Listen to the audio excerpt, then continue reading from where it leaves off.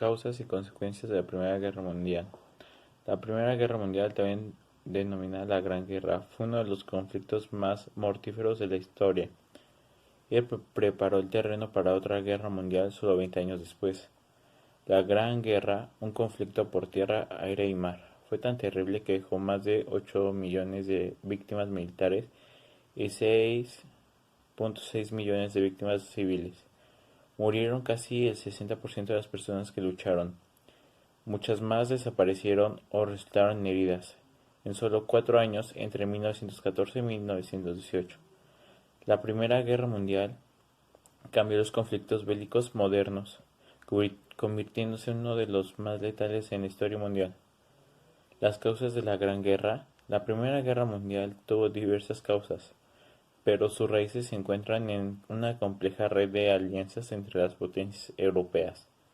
En esencia, fue la desconfianza entre la militarización y de la informal.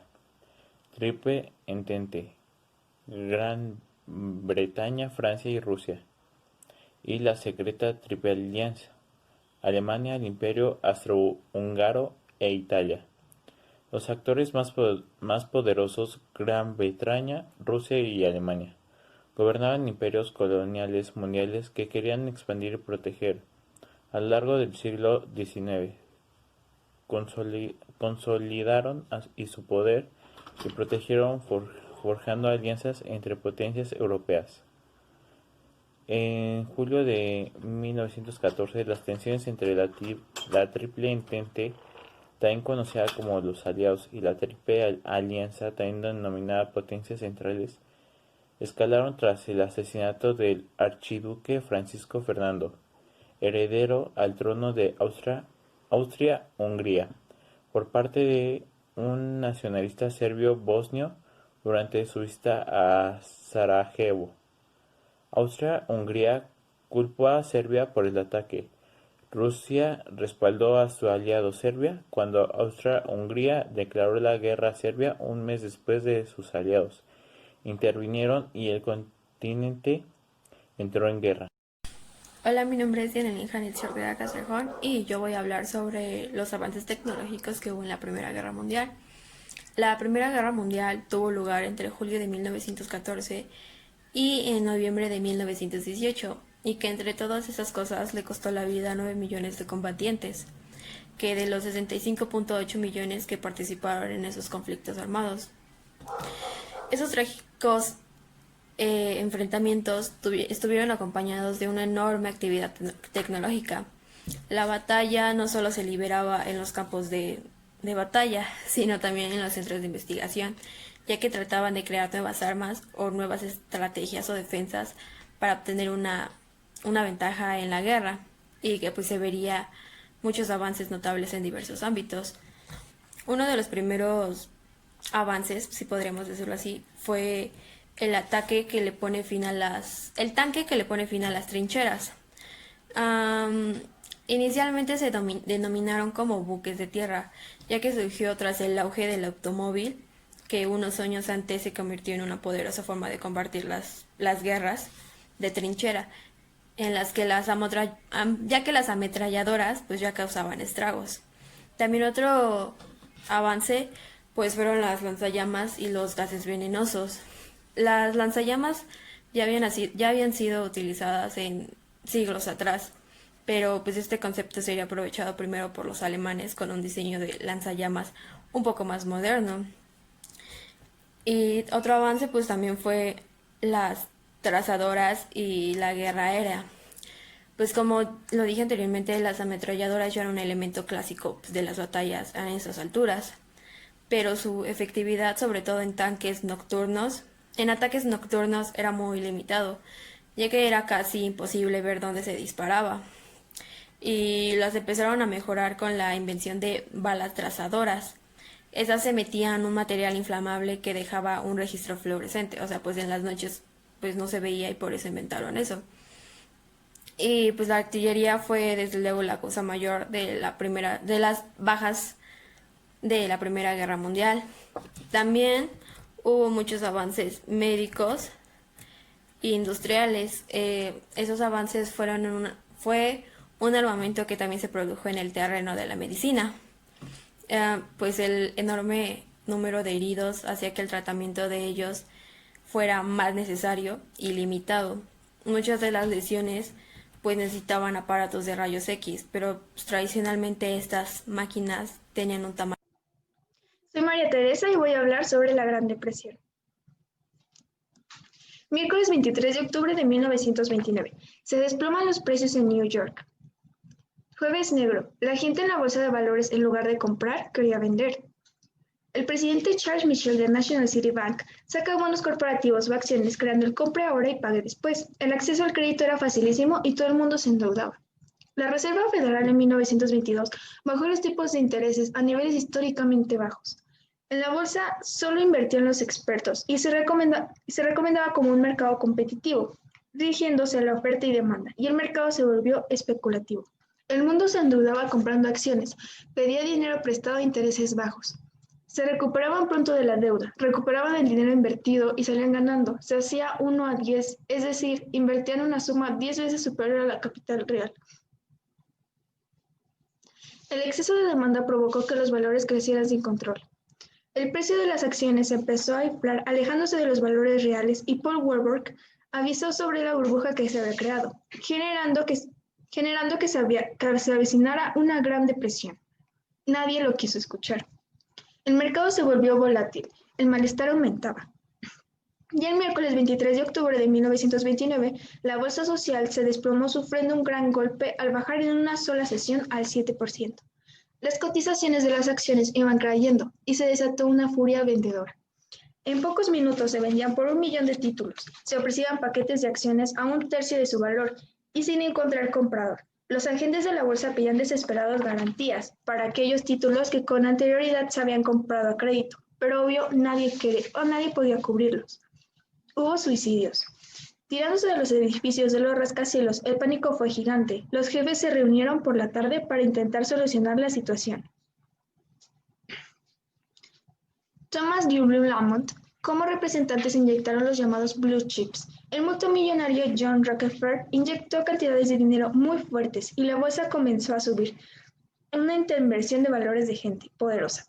Había logrado revertir la sangría para generar confianza en los inversionistas. Las consecuencias.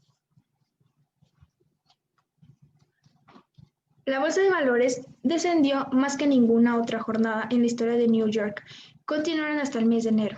Mucha gente se arruinó. Los bancos se arruinaron al no poder recuperar el dinero prestado. Cerraron porque dejaron de ser solventes. Millones de personas pierden los ahorros guardados en esos mismos bancos. 3,000 bancos cerraron en los años siguientes. Después de eso, la gente guardaba el dinero bajo el colchón. Muchas fábricas cerraron. El paro aumentó y comienzan a aparecer barrios pobres por todo el país, como sucede en todas las caídas. Llegó a Sudamérica y Europa y hasta Australia. Inglaterra cerró tras sus fronteras y abandonó el patrón oro. Se disparó en Alemania. Un joven soldado austriaco empezó a abrirse paso como el símbolo de salvación económica. Este joven se llamaba Adolf Hitler. Periodo entre guerras. Se le conoce como periodo entre guerras o interbellum al periodo histórico del siglo XX, que va de 1918 a 1939. Cronológicamente se puede establecer que fue a finales de la Primera Guerra Mundial, el 11 de noviembre de 1918, a principios de la Segunda Guerra Mundial, el 1 de septiembre de 1939. Políticamente, este periodo se vio caracterizado por la crisis de las democracias liberales y el ascenso de los fascismos y regímenes autoritarios, así como el auge de los movimientos obreros de la inspiración socialista o comunista, que se inspiraban en el triunfo bolchevique de la Revolución Rusa. Económicamente vio la recuperación de la Gran Guerra en la etapa euforia económicamente durante los años de 1920, que se vería truncada por el crack del 29, una profunda crisis que marcó los años de 1930. Tradicionalmente, la historiografía ha señalado que esta época fue como el preludio que acabaría desembocando en la Segunda Guerra Mundial. Por ello, años más tarde, entraron a la Nueva Guerra. Durante este periodo se vivieron acontecimientos tan importantes como la Revolución Rusa y la Gran Depresión de 1929. El descenso de los autoritarios, a la vez se produjo una revolución científica y cultural que cambió la perspectiva del mundo y puso las bases de invocables técnicas que llegan hasta hoy. En este periodo, entre guerras, la democracia sufrió una doble amenaza. Las organizaciones de derecha, conservadoras y nacionalistas, y los nuevos grupos extrema derecha, los movimientos fascistas de ideología y totalitaria. Hola, ¿qué tal? Mi nombre es Mía López López, soy del segundo grado Grupo C y hoy les vengo a platicar sobre mi tema de las características y consecuencias del cardenismo. Contexto histórico del cardenismo. En México, a principios del siglo XX, se vivió un periodo bastante turbulento en cuanto a materia política y social. En 1911 terminó el régimen dictatorial conocido como el Porfiriato y se le dio un lugar a una serie de insurrecciones populares. Estas derivaron a lo largo de 10 años en una guerra civil conocida hasta el día de hoy como la Revolución Mexicana de 1910 a 1920. El conflicto nacional fue tan importante que cambió radicalmente el país para siempre, a manos de numerosos líderes revolucionarios. Sin embargo, una vez hechos con el poder, jamás lograron ponerse de acuerdo respecto al modo de sostenerlo y lucharon unos contra otros hombres hasta morir. Este periodo culminó con la redacción de la Proclamación de la Constitución Mexicana en 1917 y la presidencia de Plutarco Elías Calles en 1924. Pero se preguntarán, ¿quién fue Lázaro Cárdenas?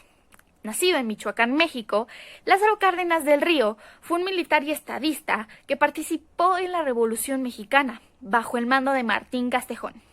Logró el rango de general con apenas 25 años de edad.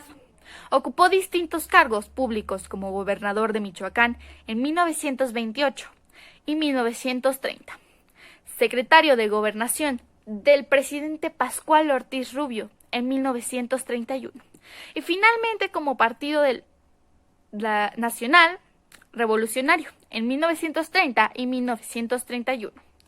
En 1934 fue electo como presidente de la República, cargo que sostuvo hasta 1940. Se le conoce por ser uno de los pocos políticos mexicanos que no se enriquecieron durante su ejército del poder.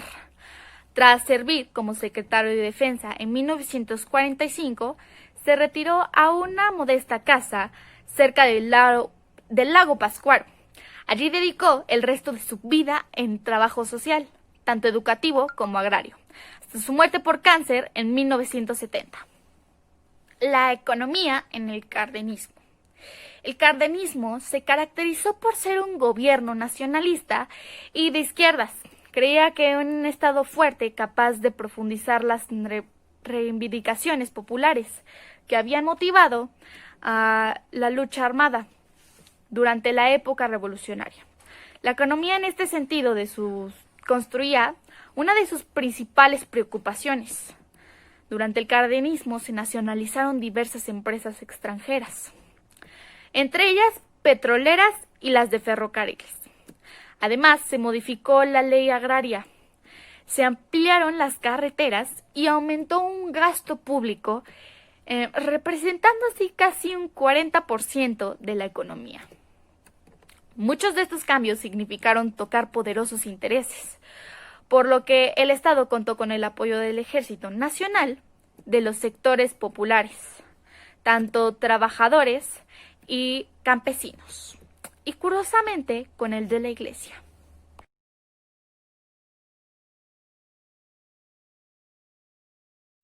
Nacionalización del petróleo mexicano.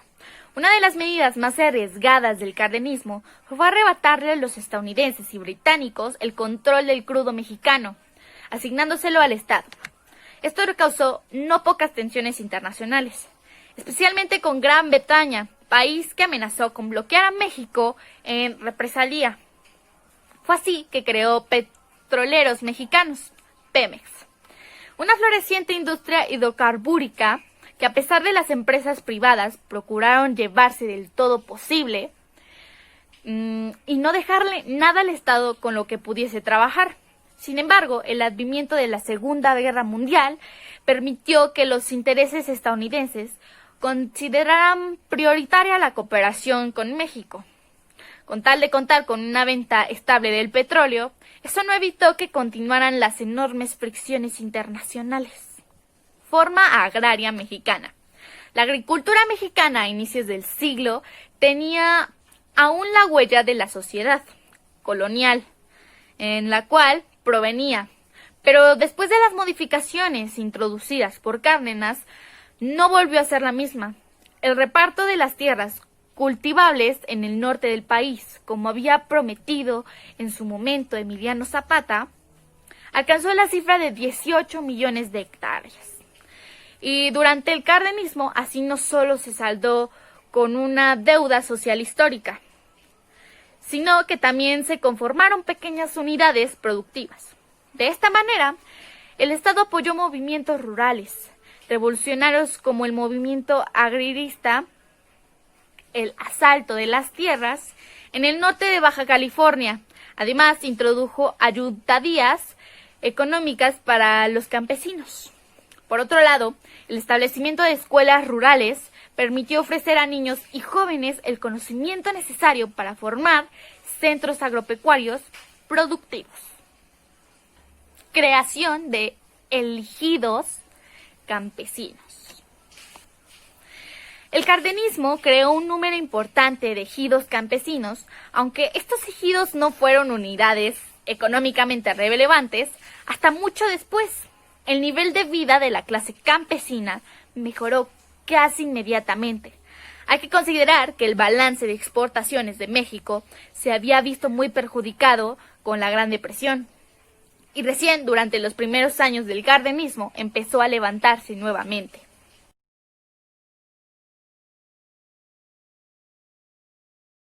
La educación.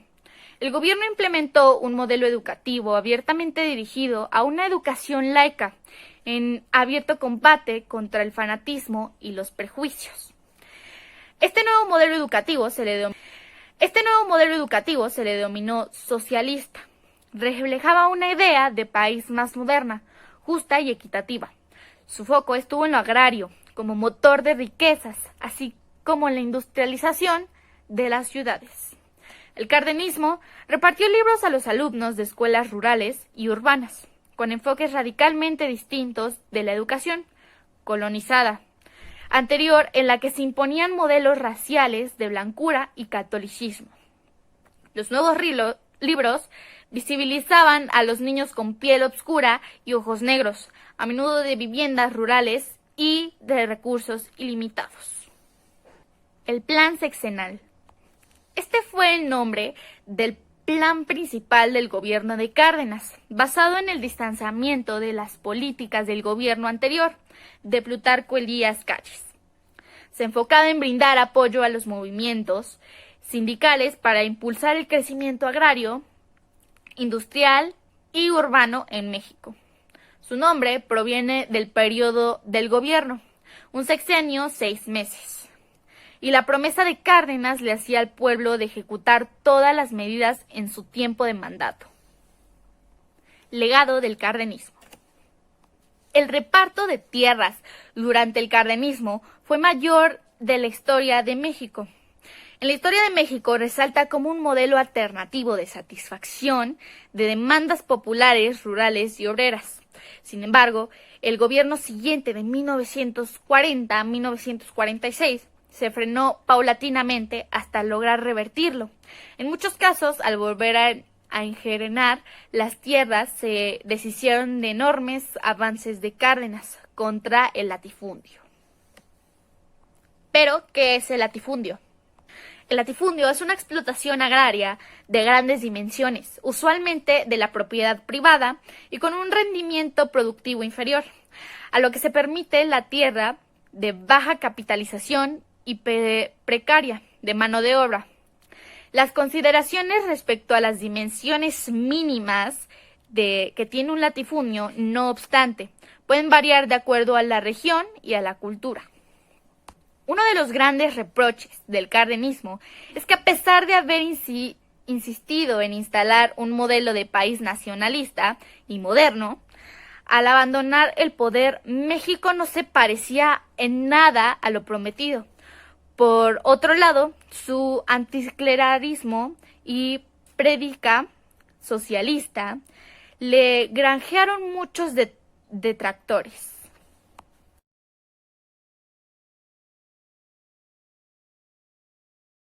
El Partido Cardenista. El Partido de Frente Cardenista de la Reconstrucción Nacional, o simplemente Partido Cardenista, fue una agrupación política que existió entre 1987 y 1997, que reivindicaba la figura de Lázaro Cárdenas como su autor intelectual. Para las elecciones de 1988, el patriarcado se adhirió al Frente Democrático Nacional para postular a Cuauhtémoc Cárdenas Solórzano, hijo del expresidente de la República, como candidato a la presidencia mexicana. Consecuencias del cardenismo.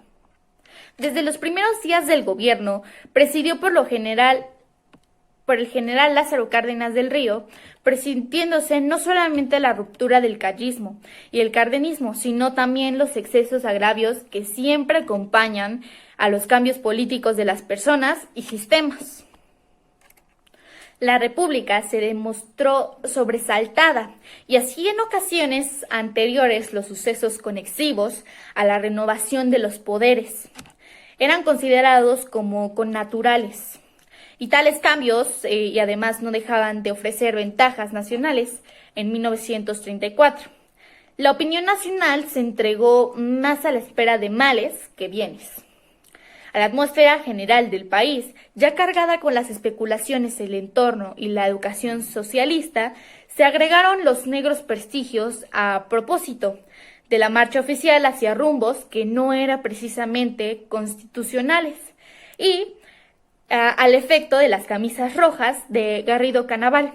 Las actividades agresivas de solo comunistas, las amenazas, las conspiraciones gubernativas, las izquierdas en el Congreso y las huelgas de salarios y los primeros síntomas de intervencionalismo de Estado dieron ocasión al que Bulgó forjara escenas de represalias en inseguridad capaces de poner en peligro a la paz del país.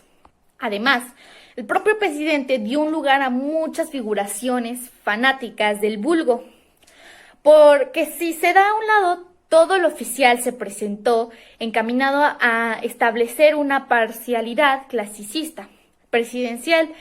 De otro lado, el desorden que en la superficie ofreció el Palacio Nacional, entregado a las audiencias populares que argumentaban la personalidad del jefe del Estado, dieron lugar a que se creyera una debilidad perniciosa del gobierno, exagerada, susceptible y maliciosa emotividad que la sociedad adquirió y pretendió adquirir a esos acontecimientos. En medio de la que se premura el tiempo, se asustaban de cualquier consideración justa y debida. Se siguieron los hechos ya de fondo, que presentó la realidad nacional, pues habiendo el decretado en enero de 1935 un aumento de 50 centavos en los salarios, se produjo en un acto de alza de precio en los artículos comestibles y de vestido. Así en el precio medio esto fue de 107.4 a mediados de 1935 y al final de este mismo año ascendió a 125.1. Desde los primeros días del gobierno, presidió por lo general Lázaro Cárdenas, presidiendo no solamente la ruptura del callismo,